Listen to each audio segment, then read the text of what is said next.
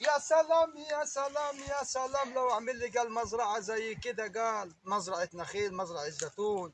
يا سلام يا سلام يا سلام. مبدئيا وقبل كل حاجة يعني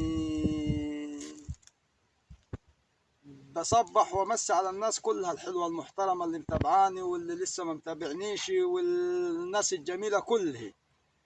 بص يا غالة، كل حاجة مع الصبر بتيجي.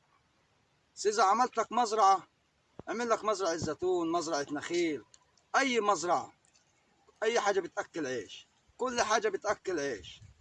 فأنا عاوزك إيه؟ تنتبه معايا. أنا ليه بتكلم على الزراعة؟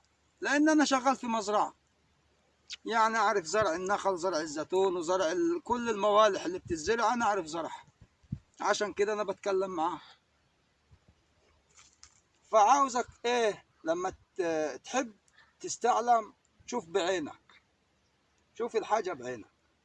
تزرع لك، تعمل لك مزرعة زيتون زي دي، مزرعة نخيل، ما فيش حاجة بتخسر.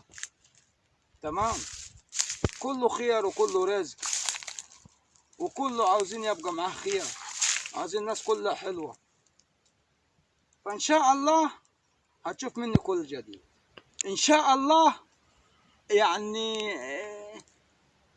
طيب، أنواع الزيتون عاد يا غالي، فيه زيتون اسمه الدلسة، وزيتون اسمه العجيزة، وزيتون اسمه كلامادا،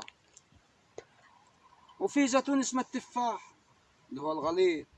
مركز معاي انت ولا ايه؟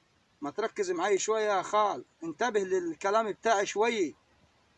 المهم انا عاوزك ايه، تشرفني كده وتنورني، وعاوز لك مزرعه، عاوز 5 فدان، عاوز 10 فدان، اللي انت عاوزه احنا تحت امرك في اي وقت، مش هنقصر معاك والله.